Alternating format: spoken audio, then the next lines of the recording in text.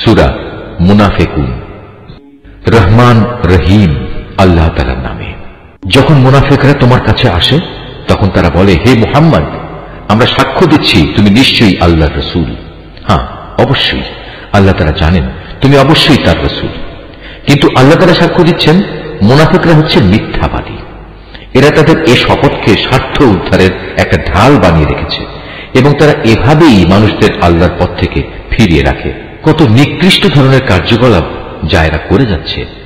এটা এ কারণেই এরা ঈমান আনার পর কুফরি অবলম্বন করেছে, ফলে ওদের মনের উপর সিল মেরে দেয়া হয়েছে। ওরা আসলে কিছুই বুঝতে পারছে না। তুমি যখন তাদের দিকে তাকাবে তখন তাদের বাইরের দেহাবয়ব তোমাকে খুশি করে দেবে, আবার যখন তারা তোমার সাথে কথা বলবে তখন তুমি আগ্রহ ভরে তাদের কথা শুনবেও। কিন্তু তারা ও তাদের সেই দেহের উদাহরণ হচ্ছে যেমন দেয়ালে ঠেকানো কতিপয় নিষ্প্রাণ কাঠের টুকরো।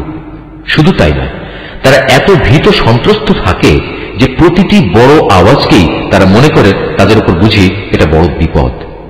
এরাই হচ্ছে তোমাদের আসল দুশমন। এদের থেকে তোমরা হুঁশিয়ার থেকো। আল্লাহর মার তো তাদের জন্যই কোথায় কোথায় এদিক সেদিক এরা বিভ্রান্ত হয়ে ঘুরছে। এদের যখন বলা হয় তোমরা আসো আল্লাহ রসুলের কাছে, তাহলে আল্লাহ রসুল তোমাদের জন্য আল্লাহর কাছে ক্ষমা প্রার্থনা করবেন।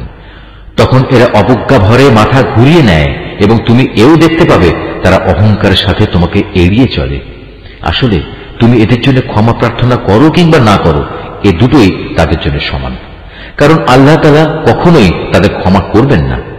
আল্লাহ তাআলা কখনো কোন নাফরমান জাতিকে হেদায়েত দান করেন না। এরা হচ্ছে সেসব লোক যারা আনসারদের বলে, রসুলের মুহাজির সাথীদের জন্য তোমরা কোন রকম অর্থ ব্যয় করো না, তাহলে আর্থিক সংকটের কারণে এরা রসুলের কাছ থেকে সরে পড়বে। অথচ এরা জানে না আসমান সমূহ ও জমিনের সমুদায় ধনভাণ্ডার তো আল্লাহ তাআলারই। কিন্তু মুনাফিকরা কিছুই বুঝতে পারে না। তারা বলে, আমরা মদিনায় ফিরে গেলে সেখানকার সবল দলটি মুসলমানদের দুর্বল দলটিকে সে শহর থেকে অবশ্যই বের করে দেবে। আসলে যাবতীয় শক্তি সম্মান তো আল্লাহ তাআলা, তার রসূল ও তার অনুসারী মুমিনদের জন্য। কিন্তু মুনাফিকরা এই কথাটা জানে না।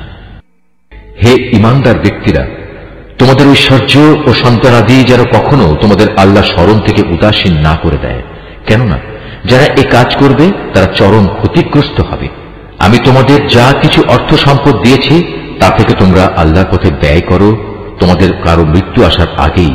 কেননা সামনে মৃত্যু এসে দাঁড়ালে সে বলবে, হে আমার মালিক, তুমি যদি আমাকে আরো কিছু কালের অবকাশ দিতে তাহলে আমি তোমার পথে দান করতাম এবং এভাবেই আমি তোমার নেক বান্দাদের দলে শামিল হয়ে যেতাম। কিন্তু কারো আল্লাহ নির্ধারিত সময় যখন এসে যাবে তখন আল্লাহ তাআলা আর তাকে এক মুহূর্ত অবকাশ দেবেন না। তোমরা দুনিয়ার জীবনে যা কিছু করছো আল্লাহ তাআলা সে সম্পর্কে পুরোপুরি অবহিত রয়েছেন।